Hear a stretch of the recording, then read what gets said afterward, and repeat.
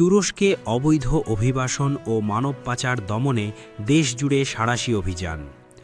অবৈধ অভিবাসন নিয়ন্ত্রণ ও মানব পাচার দমনে দেশজুড়ে ব্যাপক সাঁড়াশি অভিযান পরিচালনা করেছে তুরস্কের আইন শৃঙ্খলা বাহিনী। এই অভিযানে ৪৭৮ জন অবৈধ অভিবাসীকে আটক করা হয়েছে এবং মানব পাচারের সঙ্গে জড়িত থাকার অভিযোগে ১৯ জন সন্দেহভাজন পাচারকারীকে গ্রেফতার করা হয়েছে। বৃহস্পতিবার ২২ জুন তুরস্কের স্বরাষ্ট্রমন্ত্রী আলী ইয়ারলিকায়া এক বিবৃতিতে এ তথ্য নিশ্চিত করেন। তিনি জানান, অভিবাসন অধিদপ্তরের নেতৃত্বে পুলিশ, জেন্ডারমেরি, কোস্টগার্ড এবং সীমান্ত টহল বাহিনীর সমন্বয়ে এই অভিযান পরিচালিত হয়। মন্ত্রী জানান, তুরস্কের সবকটি ৮১টি প্রদেশে একযোগে এই অভিযান চালানো হয়।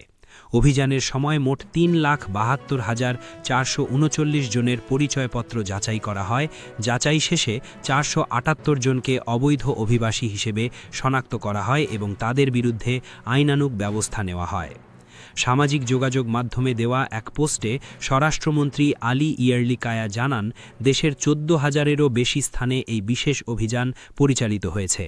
এতে ২৭,০০০-এর বেশি আইন শৃঙ্খলা বাহিনীর সদস্য অংশ নেন, যা তুরস্কের ইতিহাসে অন্যতম বড় সমন্বিত অভিযান হিসেবে বিবেচিত হচ্ছে।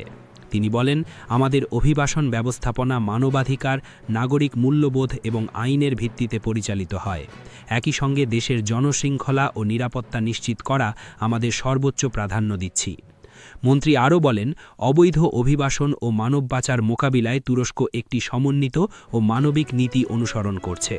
সীমান্ত ব্যবস্থাপনা জোরদার করা, আন্তর্জাতিক সুরক্ষা নিশ্চিত করা এবং নিরাপদ ও মর্যাদাপূর্ণ প্রত্যাবাসন, এই ৩টি বিষয়ের উপর বিশেষ গুরুত্ব দেওয়া হচ্ছে। তার ভাষায়, আমাদের এই নীতিমালা বর্তমানে আন্তর্জাতিক পর্যায়েও উদাহরণ হিসেবে বিবেচিত হচ্ছে। ইয়ারলিকায়া জানান, আটক হওয়া অবৈধ অভিবাসীদের নিজ নিজ দেশে ফেরত পাঠানোর আইনি প্রক্রিয়া ইতিমধ্যে শুরু হয়েছে। তিনি স্পষ্ট করে বলেন, জনশৃঙ্খলা ও নিরাপত্তার প্রশ্নে কোনো ধরনের ছাড় দেওয়া হবে না এবং মানব পাচারের বিরুদ্ধে লড়াই আরও জোরদার করা হবে। তিনি আরও দাবি করেন, এই কৌশলগত অভিবাসন ব্যবস্থাপনার ফলে তুরস্ককে অবৈধ অভিবাসন কিংবা ট্রানজিট দেশের কেন্দ্রবিন্দুতে পরিণত হওয়া থেকে রক্ষা করা সম্ভব হয়েছে। স্বরাষ্ট্রমন্ত্রী জানান, গত কয়েক বছরে তুরস্কে অবৈধ অভিবাসীর সংখ্যা তুলনামূলকভাবে কমেছে, তবে আফ্রিকা, আফগানিস্তান সহ বিভিন্ন দেশ থেকে এখনও অভিবাসীরা তুরস্কে প্রবেশের চেষ্টা করছেন। এ কারণে দেশটির নিরাপত্তা ও অভিবাসন ব্যবস্থাপনায় আরও সতর্ক অবস্থান নেওয়া হয়েছে। তুরস্ক সরকার দাবি করেছে, সিরিয়া শরণার্থী ও অভিবাসীদের আগমন সামাল দেওয়ার ক্ষেত্রে তাদের অভিবাসন ব্যবস্থাপনা মানবিক ও আন্তর্জাতিক মানদণ্ড অনুসরণ করে পরিচালিত হচ্ছে। এছাড়া মোবাইল মাইগ্রেশন পয়েন্ট চালুর মাধ্যমে অভিবাসন ব্যবস্থাপনাকে আরও শক্তিশালী করা হয়েছে। এসব মোবাইল ইউনিটগুলো বিশেষ করে অভিবাসন প্রবণ এবং জনবহুল এলাকায় মোতায়েন করা হয়েছে। ইস্তানবুল থেকে শুরু করে ইজমির পর্যন্ত শহরগুলোতে এসব ইউনিট অত্যন্ত সক্রিয়ভাবে কাজ করছে। উল্লেখ্য, ইজমির শহরের ভৌগোলিক অবস্থান গ্রিক দ্বীপের খুব কাছাকাছি হওয়ায় বহু অবৈধ অভিবাসী সেখানে জড়ো হয়। সেখানকার উপকূল ব্যবহার করে নৌকায় করে ইউরোপীয় ইউনিয়নের দেশ গ্রিসে প্রবেশের চেষ্টা করেন অনেকে।